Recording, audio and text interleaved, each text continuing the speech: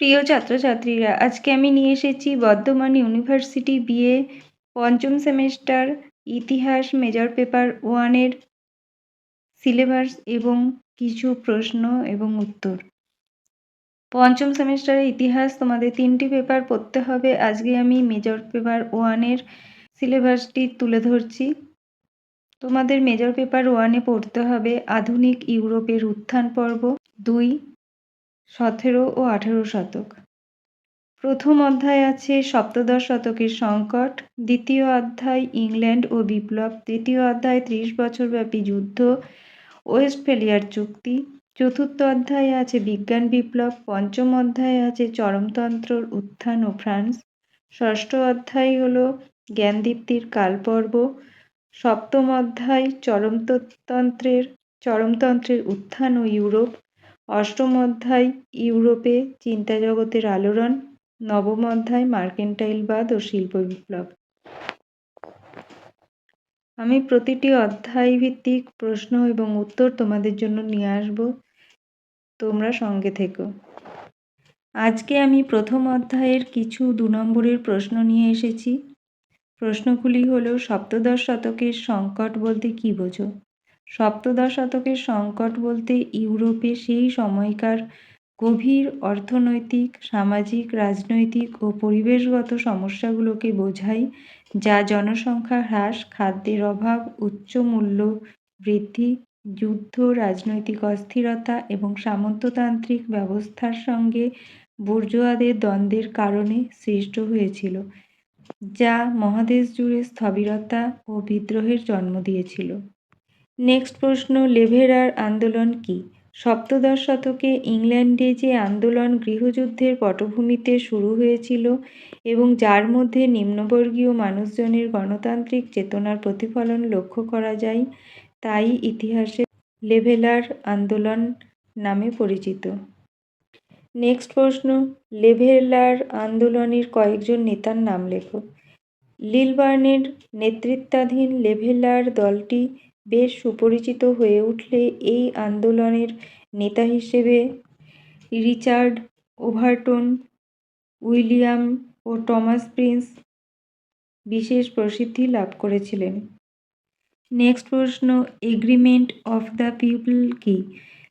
লেভেলারগণ তাদের আন্দোলনের মাধ্যমে যে দাবিপত্র পেশ করেছিলেন তা এগ্রিমেন্ট অফ দ্য পিপল নামে খ্যাত। তারা দাবি করেছিলেন চিরাচরিত সরকার যা গড়ে উঠেছিল রাজা লর্ডস সভা ও কর্মস্থ সভা নিয়ে, তা অবিলম্বে বাতিল করতে হবে এবং একটি ন্যায়সঙ্গত প্রশাসনিক ব্যবস্থা গড়ে তুলতে হবে। এগ্রিমেন্ট অফ দ্য পিপল এর 2টি দাবি উল্লেখ করো। এগ্রিমেন্ট অফ দ্য পিপলের দাবি করা হয়েছিল দরিদ্র ও ভৃত্য সম্প্রদায় ছাড়া সকল পুরুষের ভোটাধিকার থাকবে, প্রতি বছর নতুন করে পার্লামেন্ট গঠন করতে হবে এবং সেই নির্বাচনের জন্য প্রতিটি নির্বাচন ক্ষেত্রের আয়তন সমান হবে।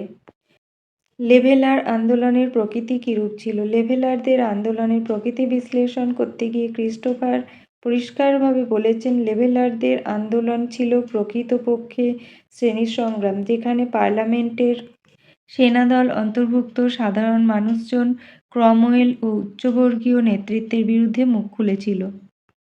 লেভেলারদের আন্দোলনের সীমাবদ্ধতা লেখো। লেভেলারদের আন্দোলনের বিবিধ সীমাবদ্ধতা ছিল। তারা দরিদ্র ও ভৃত্যদের ভোটাধিকার দিতে রাজি ছিল না, আবার মহিলাদের ভোটাধিকারের দাবিও লেভেলাররা সমর্থন করেনি। সপ্তদশ শতকের 4টি প্রধান বৈশিষ্ট্য লেখো। সাধারণ অর্থনৈতিক সংকট, এই সংকট ইউরোপের প্রায় সর্বত্র ছড়িয়ে পড়েছিল, তবে ব্যতিক্রম ছিল ইংল্যান্ড ও হল্যান্ড। এছাড়া ছিল রাজনৈতিক সংকট, পুঁজিবাদের বিকাশের সংকট ও মানুষের সামগ্রিক জীবনের সংকট। সপ্তদশ শতকে কেন জনসংখ্যা কমেছিল? যুদ্ধ, মহামারী, প্লেগ, টাইফয়েড, গুটি বসন্ত, ইনফ্লুয়েঞ্জা এবং চিকিৎসার অভাব জনসংখ্যা হ্রাসের কারণ হয়েছিল। সর্বোপরি ক্রমাগত মহামারী রোগ ভোগের কারণে মানুষের দৃষ্টিভঙ্গিগত পরিবর্তনে জন্মহার কমে গিয়েছিল। পুটিং আউট সিস্টেম কি?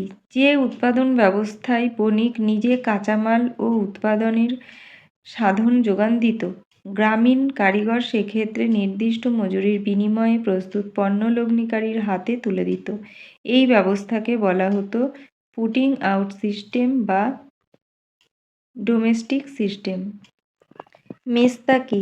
কাস্তিল তথা স্পেনের সবথেকে লাভজনক রপ্তানিযোগ্য পণ্য ছিল পশম এবং এই পশম শিল্প নিয়ন্ত্রণ করত কাস্তিলের ভূস্বত্বাধিকারী অভিজাতবর্গের সংস্থা মেস্তা। অভিজাতবর্গকে সন্তুষ্ট রাখতে রাজকীয় নীতি তাদের অনুকূলে রাখা হতো। যুগসন্ধিক্ষণ বিতর্ক কাকে বলা হয়? সামন্ততন্ত্রের অবসান আর ধনতন্ত্রের উত্থান যুগসন্ধিক্ষণের এই ঘটনার সময় সম্পর্কে ঐতিহাসিক ও অর্থনীতিবিদদের মধ্যে যে বিতর্কের সূত্রপাত হয়েছিল তাকে বলা হয় যুগসন্ধিক্ষণ বিতর্ক। আদি শিল্পায়নের বৈশিষ্ট্য লেখো। বৈশিষ্ট্য: গ্রামাঞ্চলে এর ফলে কাজের ব্যবস্থা হয়েছিল। কৃষকেরা প্রাথমিকভাবে অবসরকালীন সময় শিল্পের কাজে যোগ দিলেও পরবর্তীকালে পূর্ণ সময়ের শিল্প শ্রমিকে পরিণত হয়, যা কৃষিকাজকে অবহেলিত করেছিল।